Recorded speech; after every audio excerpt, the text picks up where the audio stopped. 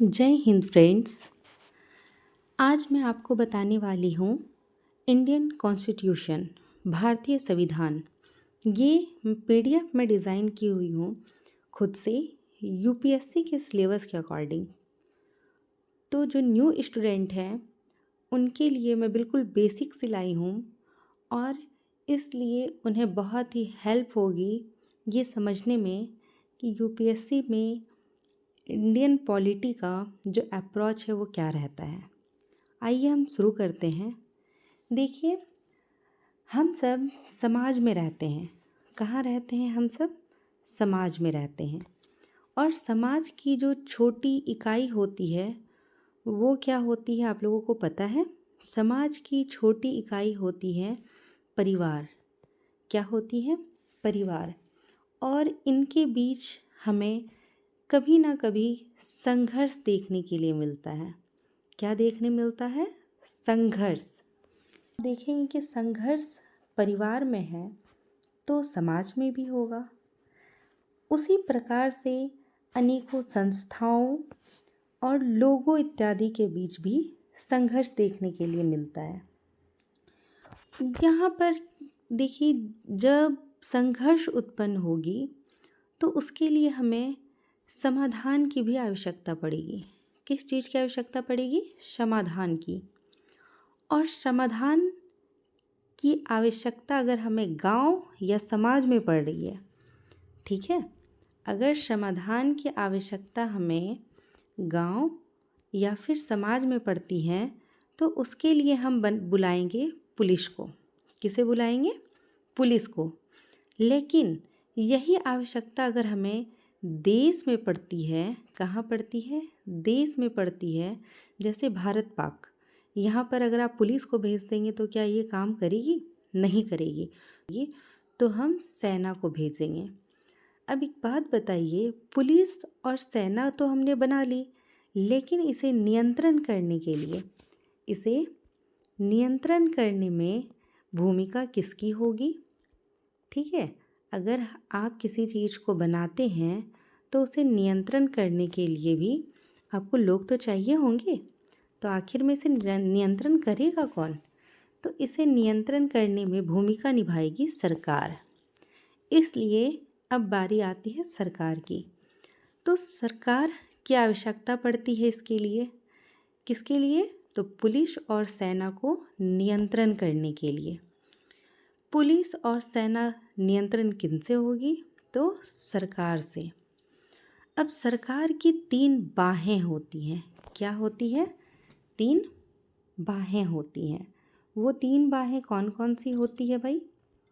तो ये जो 3 बाहें होती हैं वो होती हैं, पहली विधायिका, दूसरी कार्यपालिका और तीसरी न्यायपालिका। विधायिका, कार्यपालिका, न्यायपालिका। यहाँ तक क्लियर है आप सब? आइए नेक्स्ट चलते हैं, कॉन्स्टिट्यूशन। कॉन्स्टिट्यूशन का अर्थ आप सभी को पता है, संविधान। तो संविधान, संविधानवाद और राज्य व्यवस्था की जब हम सरकार की बात करते हैं तो सरकार कैसे चलेगी? सवाल उठता है, सरकार पर नियंत्रण अब किनका होगा? क्योंकि पुलिस सेना पर तो नियंत्रण सरकार करेगी। अब गवर्नमेंट जो करेगी तो गवर्नमेंट पर भी तो किन्हीं का नियंत्रण होना चाहिए। तो आइए देखते हैं सबसे पहले इनके 3 अंग को। ठीक है, इनके जो प्रमुख 3 अंग होते हैं।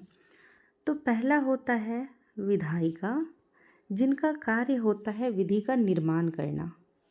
दूसरा होता है कार्यपालिका, जिनका कार्य होता है विधियों का क्रियान्वयन करना। और तीसरा क्या होता है? न्यायपालिका। इनका कार्य होता है नीति का निर्माण करना, means policy making. Okay, means policy making.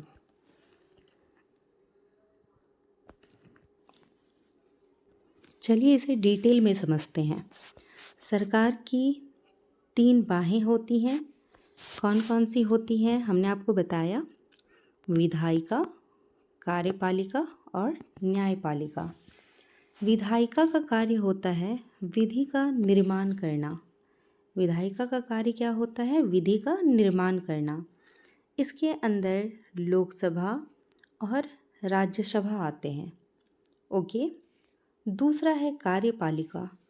कार्यपालिका जो होती हैं वो विधियों का क्रियान्वयन करती हैं। ओके। और नेक्स्ट इसका जो पॉइंट है वो है नीति का निर्माण करना। इनका कार्य क्या है कि ये क्रियान्वयन भी करती हैं विधियों का और नीति का निर्माण भी करती हैं, चाहे वह अस्थायी रूप से हो या फिर अस्थायी रूप से हो, लेकिन इनका कार्य होता है। ठीक है। तो नेक्स्ट चलते हैं हम न्यायपालिका पे। न्यायपालिका जो होती हैं वो पॉलिसी मेकिंग करती हैं। पॉलिसी मेकिंग मीन्स नीति का निर्माण करती हैं।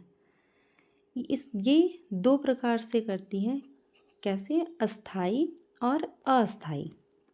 अस्थाई और अस्थाई। जैसे कि आप देख सकते हैं कि अस्थाई में डीएम, एसपी इत्यादि आते हैं, जबकि अस्थाई में आते हैं पीएम, मंत्री या फिर आपके प्रेसिडेंट आ जाती हैं। जैसे भी कि प्रेसिडेंट कौन है? द्रौपदी मुर्मू, तो वो भी इसमें आती हैं। किसमें? अस्थाई में।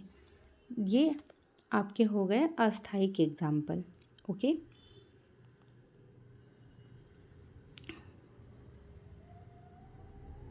अब इसे थोड़ा सा और डिटेल में हम समझें न्यायपालिका को, क्योंकि ये बहुत इम्पॉर्टेंट होती हैं और करंट से भी आपको इसे जोड़ कर देखना चाहिए। तो विवाद को सुलझाना इनका कार्य होता है। क्या कार्य होता है इनका? विवाद को सुलझाना। जैसे उच्चतम न्यायालय, उच्चतम न्यायालय, सुप्रीम कोर्ट, इसे भीष्म की संज्ञा दी जाती है। इसे क्या चीज़ की संज्ञा दी जाती है? भीष्म की। उसके बाद है उच्च न्यायालय। उच्च न्यायालय हाई कोर्ट, और जनपद न्यायालय means district court, means district court, जैसे जिला न्यायालय जिसे हम कहते हैं। ठीक है। अब आ जाइए आप यहाँ पर सरकार में। पूछूं आपसे, सरकार का होना क्या संविधानवाद का होना है, या सरकार का होना क्या लोकतंत्र का होना है? जी नहीं। सरकार होना अलग बात है और लोकतंत्र का देश में होना ये एक दूसरी बात है। ओके। जैसे मैं आपको बताती हूँ कि म्यांमार, जिसे कि हम पहले बर्मा के नाम से जाना करते थे, यहाँ पर सेना का शासन है। यहाँ पर शासन किसका है? सेना का। और सेना के पास ही सर्वोच्च शक्ति होती है। सेना तय करती है कि विधायिका क्या करेंगी, हमारे यहाँ कार्यपालिका क्या करेंगी, हमारे यहाँ न्यायपालिका क्या करेंगी। ये सारा तय करने का कार्य करती है सेना।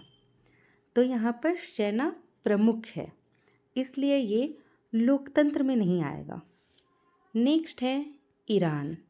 ईरान जो देश है वहाँ पर धार्मिक नेता जो हैं वो सरकार चलाती हैं। मीन्स सरकार में सर्वोच्च कौन है? धार्मिक नेता। कौन सर्वोच्च है? धार्मिक नेता। ये निरंकुश होती हैं। निरंकुश का अर्थ होता है जनता पर अंकुश। ओके। तो यहाँ भी आप देख रहे हैं कि यहाँ पर भी आपको लोकतंत्र नहीं दिखाई दे रही है, लेकिन इन दोनों ही देशों में गवर्नमेंट है, मीन्स सरकार है। अब देखिए, हम अगर भारत की बात करते हैं, अगर हम भारत की बात करते हैं तो भारत में क्या है? संविधान है, और संविधान ही सर्वोच्च विधि है। ये कितनी सुंदर सी बात है कि हमारे देश में संविधान को सबसे ऊपर रखा गया है, सर्वोच्च विधि। अब देखिए, सरकार की जो शक्तियाँ होती हैं उनका उल्लेख क्या किया गया है? उनका उल्लेख कहाँ किया गया है? संविधान में किया गया है। कहाँ किया गया है? संविधान में किया गया है। इसलिए हमारे देश में सरकार की जो शक्तियाँ होती हैं वो सीमित होती हैं। कैसे सीमित होती हैं? संविधान से। ये भी मैं आपको नेक्स्ट पढ़ाऊँगी। तो यहाँ पर आप देखते हैं कि इनके जो 3 प्रमुख अंग हैं, जो मैं आपको एक्सप्लेन कर चुकी हूँ, विधायिका, कार्यपालिका और न्यायपालिका।